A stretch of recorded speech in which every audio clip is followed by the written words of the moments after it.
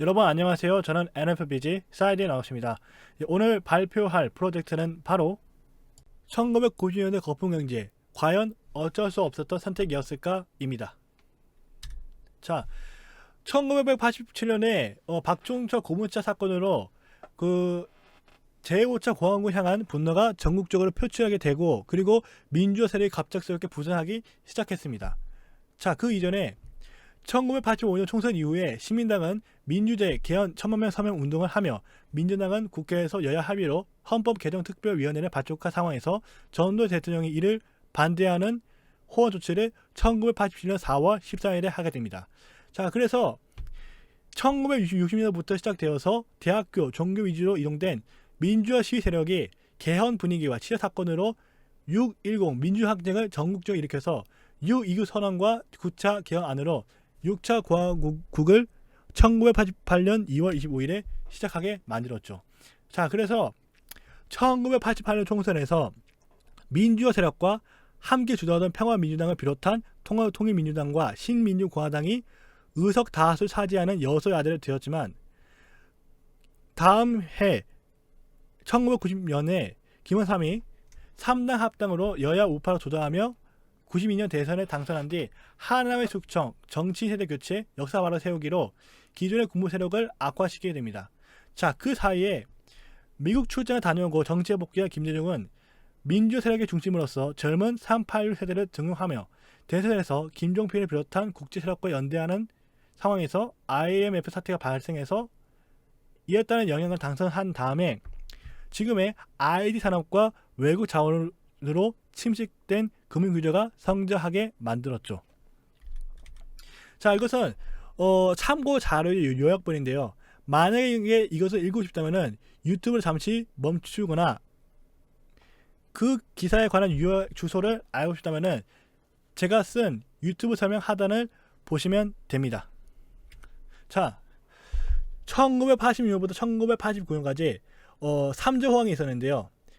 이 3조 호황이 종료가 되고 김원삼 정부의 투자 압력 직전까지 이 네이버 뉴스 라이브러리에 기사 단어 파산과 부도, 불황, 취업난이라는 것이 89년도에 비해서 92년도에는 급격하게 증가를 하게 됩니다.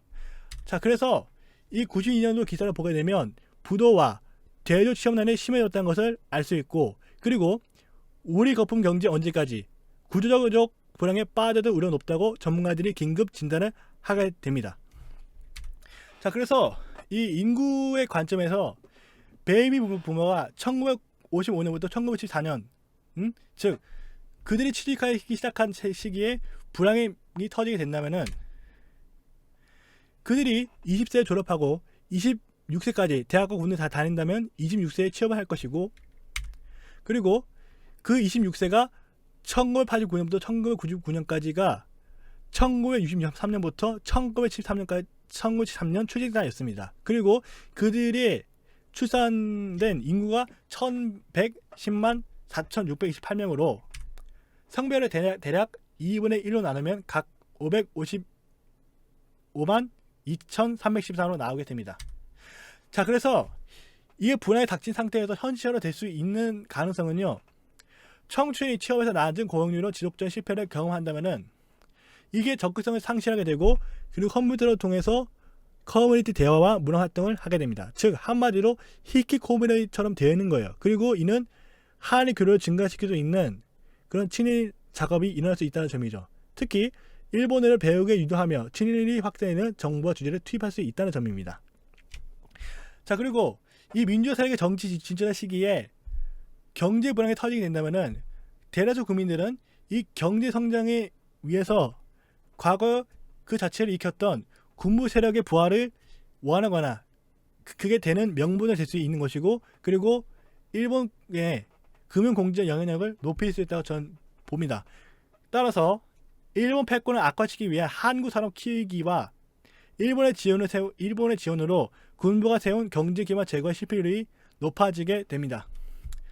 자, 그래서 미국의 결론은 바로 일본 패권이 대한민국을 진출할 수 없도록 반일을 부각하며 이에 따른 역사 바로 세우기와 친일 청산을 시행하고 한일 국민 경제 수준 나누기 위한 잃어버린 10년과 1992년도 호황을 일으켜서 관념 차이에 따른 경제적인 연합 형성을 방해하고 동아시아 외환 위기로 일본 금융 인프라에 치명타를 입혀서 대한민국의 경제 국부를 IMF 구제자금의 재정약 구조 조정으로 대다수의 기업 지분을 인수해서 일본의 경제적인 개입을 저지하고 자기들이 받는 배당금을 통한 지속적인 성장을 받기로 하지 않았을까라고 싶습니다.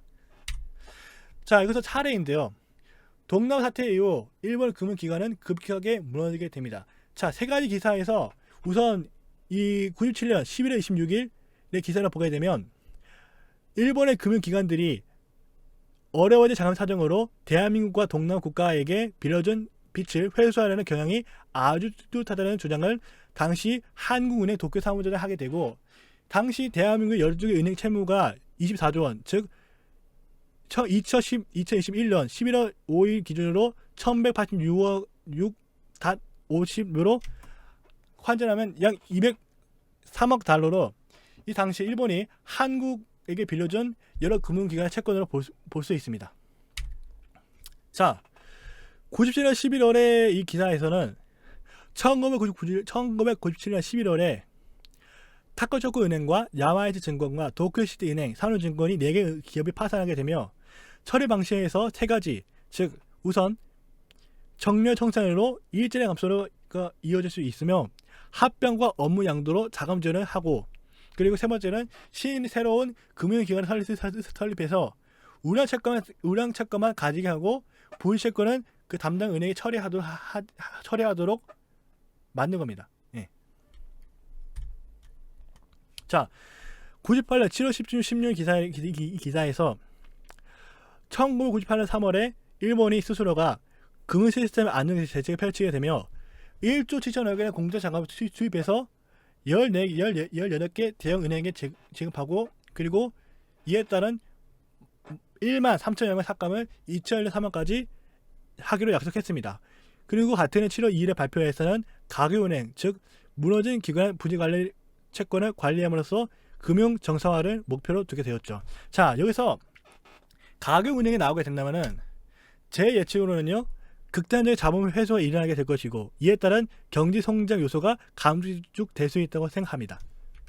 그래서 일본은 1996년대 초반에 거품 붕괴와 중후반에 발생한 채권의 부실화를 해결하기 위해서 막대한 고통 불행을 겪게 되었다고 저는 봅니다. 자, 그래서 3조 호황 이후에 대한민국에서 경제 불황이 체력 교체가 벌어졌다면 분석했는데, 여기서 이 세 가지는요, 그 당시의 상황을 제가 분석해서 쓴 겁니다. 우선 1960년부터 패권 차지의 국민 세력과, 그리고 경제 성장에서 프로파간다 계획으로 집단 활동을 경제 성장시켰던 시대였었고, 그리고 이념 대립보다는 경제 발전을 굉장히 국민들이 염원했었습니다. 물론 지금의 국민들도 경제 발전을 원하겠지만, 하지만 이념 대립도 경제 발전의 동등한 정도로 많이 성장하게 되었죠. 자, 그래서 이렇게 가만히 냅두게 된다면은 군부 세력이 경제 역할을 민주화 세력의 개입을 선도하고, 그리고 경제적인 염원을 가진 대다수 국민들은 방해 세력을 민주화 세력으로 규정을 하게 됩니다. 따라서 반복된 선거에서 많은 의석과 대통령 차지해서 패권 유지를 군부가 하게 되고, 미국의 입장에서는 군부를 없애기 위해서 지원한 민주 세력이 대한민국을 차지할 수 없는 문제가 벌어지게 됩니다. 이게 바로 군부의 영향으로 세워진 안기부, 즉 그들이 과연 군부를 위해서 어떻게 일으킬 것인가 관해서 제가 예측을 했는데, 그들의 프레임은요, 민주화 세력의 노조와 정치인은 시위와 법적 보복으로 일자리와 자본을 창출하는 기업을 망쳐서 국민과 국가를 경제적인 간을 빠뜨리는 적으로 규정하는 지식을 전파합니다. 따라서 이 사실적인 자료는요, 노조가 잔혹하게 시위하여 피해받는 사람들과 우리 경제에 끼치는 영향을 부각하고, 1989년 제5차 공화국 청문회에서 기업인과 군부를 난감하는 해당 정치인의 위험성을 부각시킬 수 있다는 점입니다. 따라서 현재 시점에서 이에 가장 비슷한 관념은요, 민주화는 좌파이자 그들 집권하면 나라가 망한다는 우파상의 지지자의 관념과 대략 비슷하다는 점입니다. 그래서 이런 것이 과연 어떻게 전파될 것인가, 당시에는요, 패시스트 선동과 유권자 상한 선거에서 프로파간다를 일으키는 것이었습니다. 예, 우선 천리엔과 하이텔이 그 한국대리통신과 한국PC통신으로 정부 협력을 세워졌었고 그들은 커뮤니티 기능을 갖추고 있었습니다. 지금보다 대화를 하고 공존하면서도 집단 선동을 일으킬 수 있다는 점이에요. 그리고 이 1992년 초원 복구 사태가 나는 게 있었는데 이것도 지역 감정 부각시켜서 목표에 근접한 상황을 조정을 시도했었다는 것입니다. 예. 자, 그래서 2탄에 앞서서 우선 이 대한민국의 그 경제 구조를 제가 이제 이미지를 통해서 이제 만들었습니다. 자, 기업은 판매 이익 추구와 시설 투자, 상품 개발, 기술 창출을 통해서 이 세 가지를 창출하게 되고 그리고 벌어지는 것을 그 환전한 것을 통해서 쓰거나 아니면은 그 모으게 됩니다. 그리고 정부와 한국은행은 이 외화에 대해서 대외 준비 자산을 관리를 하게 되죠.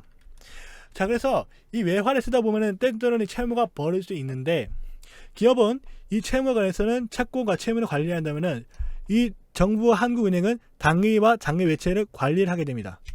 자, 여기서 이 기업이 부채 상환에 불과하고 그리고 정부가 외화 지급 보증에 불과하게 된다면은 이것은 바로 디폴트에 빠지게 됩니다. 자, 1탄은 여기까지입니다. 예, 끝까지 시청해주셔서 감사하며 좋아요와 구독을 해주셨으면 정말 감사하겠습니다. 자, 다음 2탄으로 다시 뵙겠습니다.